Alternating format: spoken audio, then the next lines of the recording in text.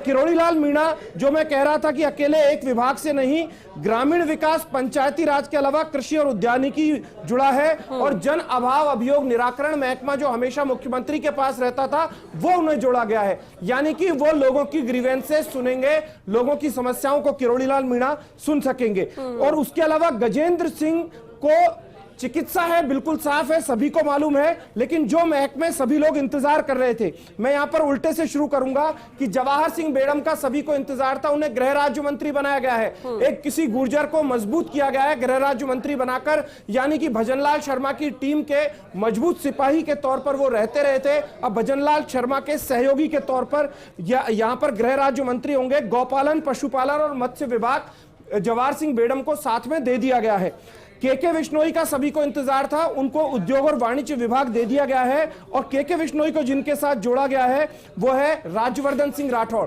के विश्नोई समाज का एक बड़ा चेहरा माने जाते हैं। और मंजू बागमार को राज्य मंत्री सार्वजनिक निर्माण विभाग का जोड़ दिया गया है, महिला बाल विकास विभाग और बाल अधिकारिता विभाग, यानी दिया कुमारी के साथ मंजू बागमार को जोड़ा गया है। बड़ी इंटेलिजेंट है। बिल्कुल ऐश्वर्य, आपको रोकना चाहेंगे, शिवेंद्र के पास कोई अपडेट है? शिवेंद्र, ओवर टू यू, क्या अपडेट? और शिवेंद्र, देखिए, बड़ी खबर है कर्नल राज्यवर्धन सिंह राठौड़ के मंत्रालयों को लेकर। श्वेता, इनको उद्योग मंत्री तो बनाया ही गया है, इनको युवा मामले और खेल विभाग का मंत्री भी बनाया गया है। राज्यवर्धन सिंह राठौड़ केंद्र में भी खेल मंत्री रह चुके हैं और ये तय माना जा रहा था कि राज्यवर्धन राठौड़ को खेल मंत्रालय मिल सकता है, तो खेल मंत्रालय उनको दिया गया है। इसके अलावा सैनिक कल्याण विभाग उनको दिया गया है। सैनिक कल्याण विभाग इसलिए जरूरी है क्योंकि उनका खुद का जो बैकग्राउंड है वो आर्मी का है, वो खुद कर्नल रह चुके हैं, आर्मी में रहे हैं वो, तो उनका जो खुद का जो बैकग्राउंड है वो आर्मी का है। इस लिहाज से उनको जो सैनिक कल्याण राज्यवर्धन सिंह राठौड़ को 4 और महकमे दिए गए हैं। जो हम कह रहे थे कि मैं कह रहा था कि आखिरकार मजबूत दिया कुमारी होंगी या फिर राज्यवर्धन सिंह राठौड़, अब दोनों को बैलेंस कर दिया गया है। यहां पर सूचना प्रौद्योगिकी विभाग भी दिया गया है, साथ में युवा मामले खेल विभाग भी दिया गया है, कौशल नियोजन उद्यमिता विभाग दिया गया है और सैनिक कल्याण, क्योंकि वो कर्नल राज्यवर्धन सिंह राठौड़ है,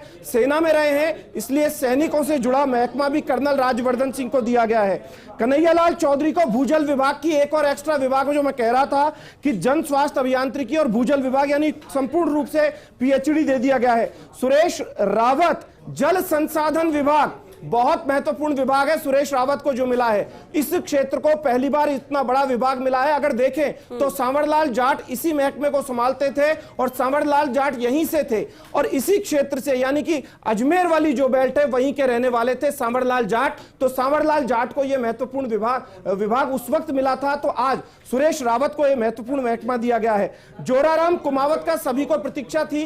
जोराराम कुमावत हाईली क्वालिफाइड नहीं है, कम पढ़े माने जाते हैं, तो ऐसे में उनको उनके तजुर्बे के आधार पर पशुपालन, गौपालन और देवस्थान विभाग दिया गया है। जोराराम कुमावत के साथ यहां पर सभी को इंतजार इस बात का था कि आखिरकार विजय सिंह नावा को क्या मिलता है। तो जाट को राजस्व मंत्री हमेशा बनाया जाता रहा था, तो राजस्व राज्य मंत्री विजय सिंह रहेंगे और सैनिक कल्याण महकमा भी उनके पास रहेगा। बतौर राज्य मंत्री राज्यवर्धन सिंह राठौड़ को असिस्ट वो करेंगे, यानी कि राज्य मंत्री रहेंगे। इस फहरिस्त में जो बैलेंसिंग की गई है कैबिनेट मंत्री के साथ राज्य मंत्री की, वो बहुत अच्छी बैलेंसिंग मानी जा सकती है जो भजनलाल शर्मा के द्वारा की गई है। यहां पर सबसे महत्वपूर्ण महकमा ऊर्जा महकमा बतौर स्वतंत्र प्रभार हीरालाल नागर को मिलना, जो कि लोकसभा अध्यक्ष के बेहद करीबी माने जाते रहे और हीरालाल नागर बेहद विनम्र और अच्छे काबिल लीडर माने जाते हैं, उन्हें मिली है। राज्यवर्धन सिंह राठौड़ और दिया कुमारी को बराबर से बैलेंस करने की कोशिश की गई है। लेकिन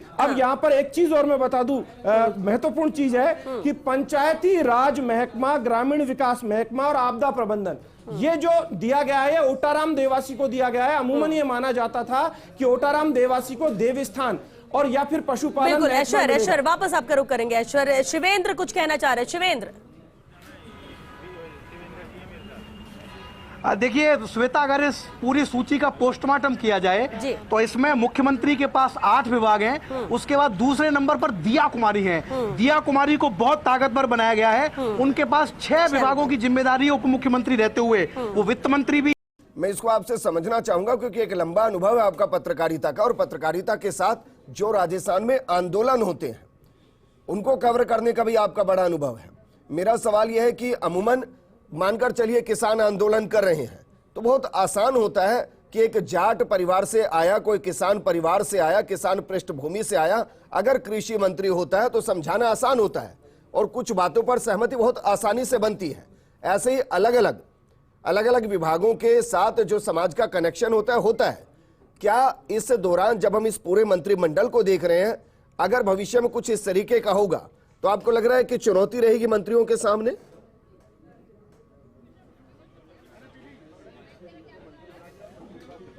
देखिए, चाय की चुस्कियों के साथ ही बात करना होगा आप विजेंद्र, इस पूरे आपके सवाल को लेकर, क्योंकि सर्दी बहुत है और बीजेपी कार्यालय के बाहर जैसे जैसे मौसम और सर्द होता जा रहा है, समय का पारा गिरता जा रहा है, एक तरफ प्रधानमंत्री का इंतजार हो रहा है, तो हम भी चाय की चुस्कियों के साथ ही आपसे बात करते हैं, इस पूरे सवाल का भी जवाब देते हैं।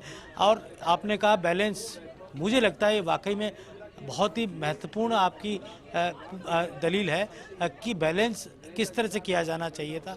बैलेंस को लेकर क्या कुछ कमियां खामियां हो सकती है, ये मंत्रियों की परफॉर्मेंस पर बहुत कुछ डिपेंड करता है। कई बार क्या है, लीक से हटकर फैसले किए जाते हैं, लेकिन वो फैसले आगे जाके दूरगामी साबित हो जाते हैं। आगे जाके उन पर कई बार ऐसा होता है कि माना ही जाता है कि वाकई में वो फैसले बहुत ही ज़बरदस्त लिए गए थे। ठीक वैसे ही जैसे मध्य प्रदेश, छत्तीसगढ़ में पुराने अनुभवी चेहरों को मुख्यमंत्री बनाया गया, जो 3-4 बार मंत्री रह चुके थे, केंद्र में मंत्री रह चुके थे, लेकिन राजस्थान में ऐसा नहीं हुआ। राजस्थान में पहली बार विधायक बने चेहरे को मुख्यमंत्री बना दिया गया, जो पहली बार ही विधायक बने, उससे पहले कभी उन्होंने विधायक का अनुभव उनको नहीं रहा। तो ऐसे में वो प्रयोग जो मुख्यमंत्री के पद को लेकर किया गया, वो प्रयोग यहाँ पर निचले स्तर पर भी देखा गया। ठीक वैसा ही प्रयोग जैसा दिया कुमारी को अलग से वित्त मंत्रालय देकर किया गया। आमतौर पर हम 30 सालों में देख रहे हैं कि वित्त मंत्रालय मुख्यमंत्री अपने पास रखते हैं, लेकिन इस बार दिया कुमारी को ये मंत्रालय देने के पीछे का मकसद ये है कि प्रयोग भारतीय जनता पार्टी ने किया है कि बतौर वित्त मंत्री एक अलग व्यक्ति विधानसभा में बजट प्रस्तुत करता हुआ नजर आए। ठीक है योगेश जी, अब मैं एक महत्वपूर्ण सवाल पर आ रहा हूं, क्योंकि इस पूरे मंत्रिमंडल में जो विभागों का बंटवारा किया गया है, उससे शायद एक मैसेज भी दिया गया है। अंग्रेजी के 2 शब्द होते हैं, एक बॉस और दूसरा होता है लीडर। बॉस भाई कोई भी कुछ भी करे, क्रेडिट बॉस लेता है, लेकिन लीडर होता है जो कहता है कि सारे आसान काम आप कीजिए, जहां जहां मुसीबत होगी, जहां जहां खतरा होगा, जहां जहां सबसे ज्यादा एलिगेशन होंगे, उनके सामने मैं खड़ा हूं। मुख्यमंत्री भजनलाल शर्मा मुझे यहां लीडर के तौर पर दिखाई दे रहे हैं। क्यों? क्योंकि सबसे ज्यादा मुद्दे उठते हैं करप्शन के, भ्रष्टाचार निरोधक ब्यूरो उनके पास है। सबसे बड़े मुद्दे उठते हैं लॉ एंड ऑर्डर के, गृह विभाग उनके पास है। सबसे बड़े मुद्दे उठते हैं जहां सरकार गिरती है, वो होते हैं आबकारी के, वो उनके पास है। सबसे बड़े मुद्दे उठते हैं नौकरी के, कार्मिक विभाग उनके पास है। सबसे बड़े मुद्दे उठते हैं कि भाई सूचनाओं का आदान प्रदान बेहतर तरीके से हो, सूचना उनके पास है।